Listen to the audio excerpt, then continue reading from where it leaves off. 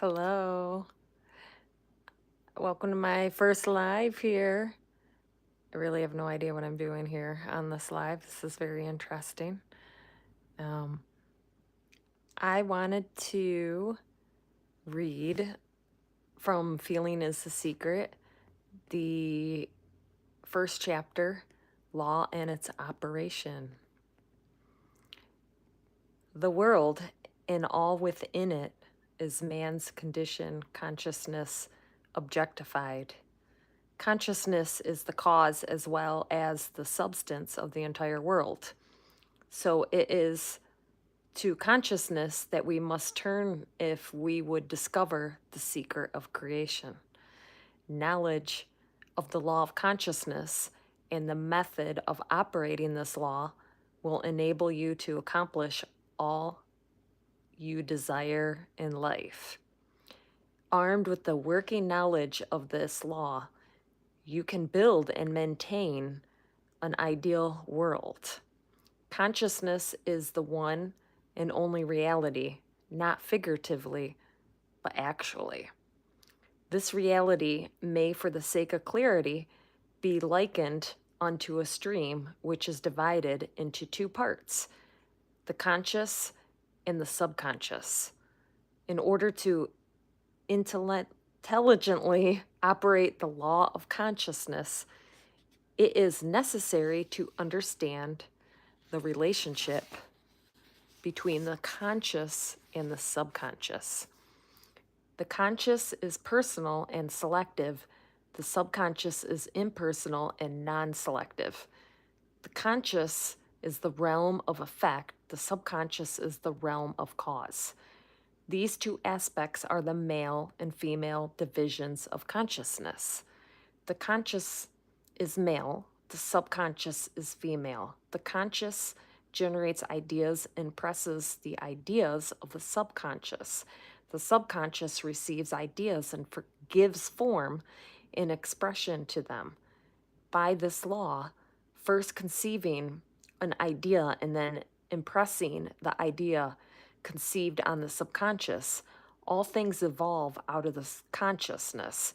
And without this sequence, there's not anything made that is made. The conscious impresses the subconscious, while the subconscious expresses all that is impressed upon it. The subconscious does not originate ideas, but accepts as true those which the conscious mind feels to be true, and in a way, known only to itself, objectifies the accepted ideas.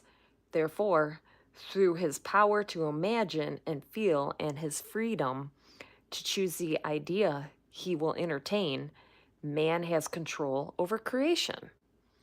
Control of the subconscious is accomplished through control of your ideas and feelings. The mechanism of creation is hidden in the very depth of the subconscious, the female aspect or the womb of creation. The subconscious transcends reason and is independent of induction. It contemplates a feeling as a fact existing within itself and, on this assumption, proceeds to give expression to it. The creative process begins with an idea, and its cycle runs its course as a feeling and ends in a violation to act. Ideas are impressed on the subconscious through the medium of feeling. No idea can be impressed on the subconscious until it is felt, but once felt be it good, bad, or indifferent, it must be expressed.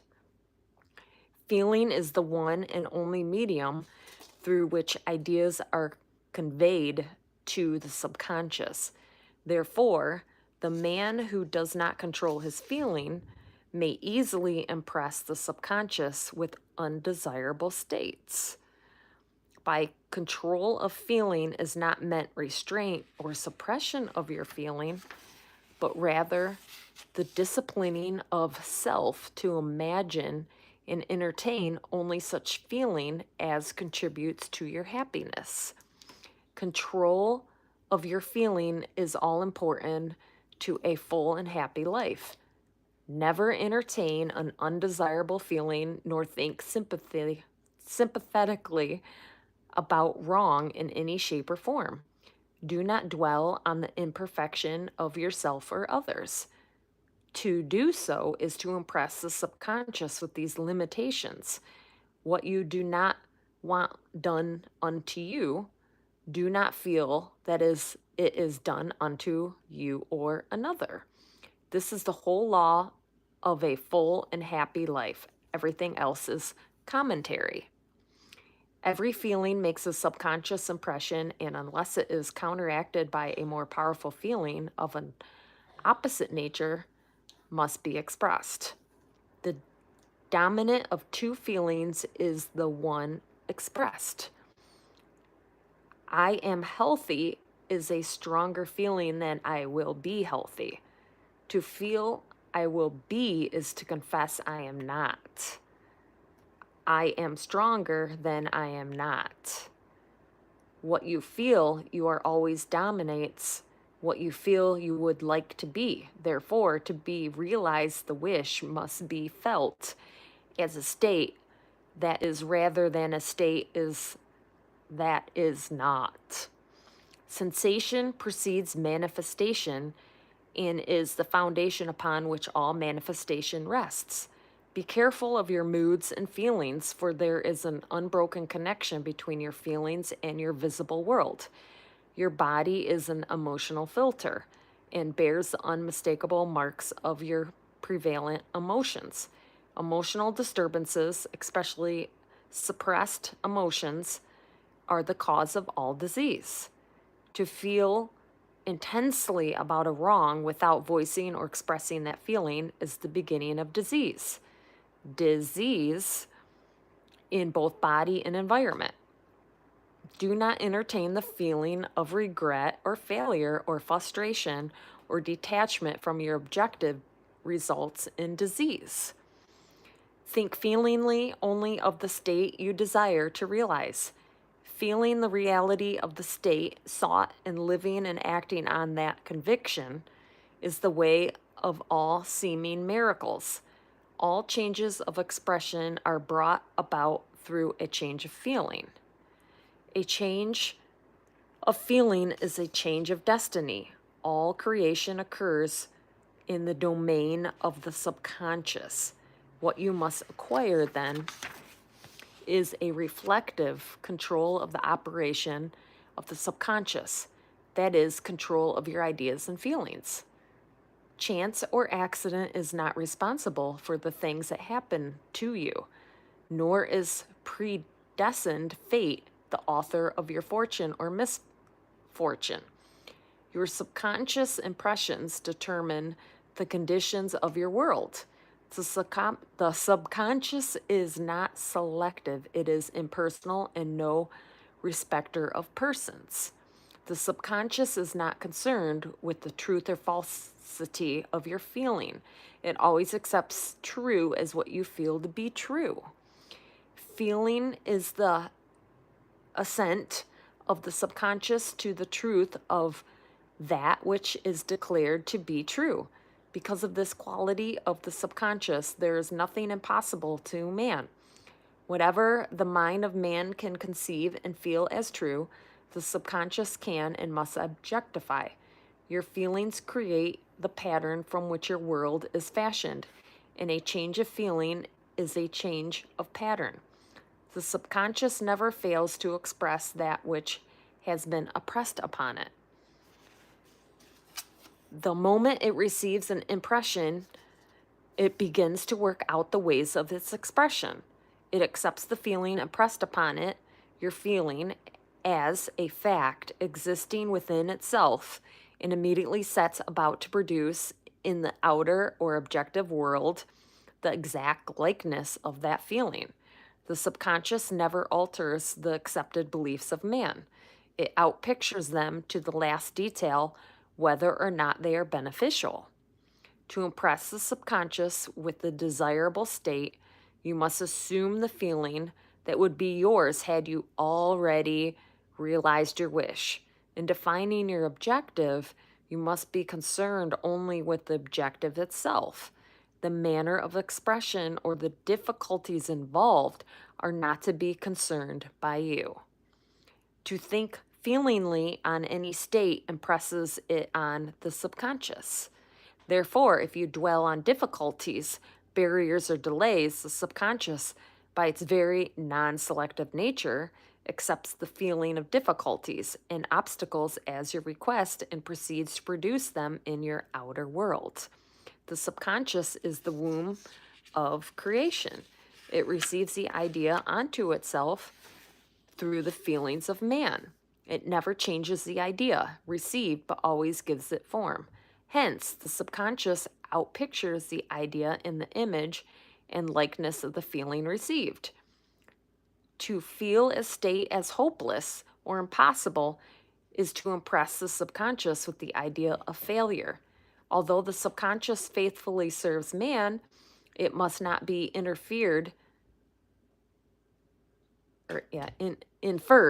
It must not be inferred that the relation is that of a servant to a master, as was anciently conceived. The ancient prophets called it the slave and servant of man. St. Paul personified it as a woman and said, the woman should be subject to a man in everything. The subconscious does serve man and faithfully gives form to his feelings. However, the subconscious has a distinct distaste for compulsion and responds to persuasion rather than to command. Consequently, it resembles the beloved wife more than the servant. The husband is the head of the wife. Ephesians 5. May not be true of man and woman in their earthly relationship, but is true of the conscious and the subconscious, or the male and female aspects of the consciousness. The mystery to which Paul referred when he wrote, "This is a great mystery. He that loveth his wife loveth himself, and they two shall become one flesh," is simply the mystery of consciousness. Consciousness is really one and undivided, but for creation's sake, it appears to be divided into two. The conscious, objective, or male aspect truly is the head of and dominates the subconscious, subjective, or female aspect. However, this leadership is not that of the tyrant, but of the lover. So by assuming the feeling that would be yours, were you already in possession of your objective, the subconscious is moved to build the exact likeness of your assumption. Your desires are not subconsciously accepted until you assume the feeling of their reality. For only through feeling is an idea subconsciously accepted, and only through this subconscious acceptance is it ever expressed. It is easier to ascribe your feeling to events in the world than to admit that the conditions of the world reflect your feeling. However, it is eternally true that the outside mirrors the inside. As within, so without. A man can receive nothing unless it is given him from heaven, and the kingdom of heaven is within you. Nothing comes from without, all things come from within, from the subconscious. It is impossible for you to see other than the contents of your consciousness. Your world in its every detail is your consciousness objectified.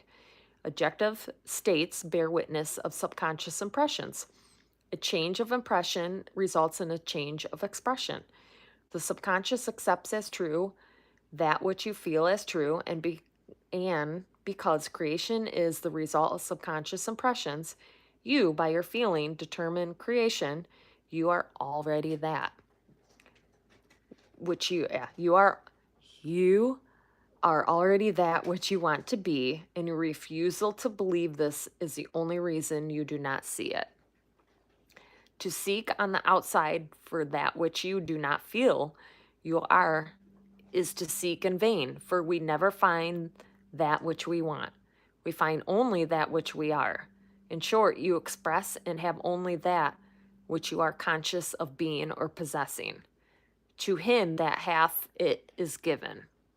Denying the evidence of the senses and appropriating the feeling of the wish fulfilled is the way to realization of your desire. Mastery of self-control of your thoughts and feelings is your highest achievement. However, until perfect self-control is attained, so that in spite of appearances, you feel that all you want to feel, use sleep and prayer to aid you in realizing your desired states. These are the two gateways into the subconscious. So, that is, I wonder how I end this. I don't know. First time using this, but I wanted to read Feeling is the Secret. So I think, and then there's more chapters. I'll read more chapters on next lives that I'll try doing. So, all right. That is Feeling is the Secret. All right. Talk to you later.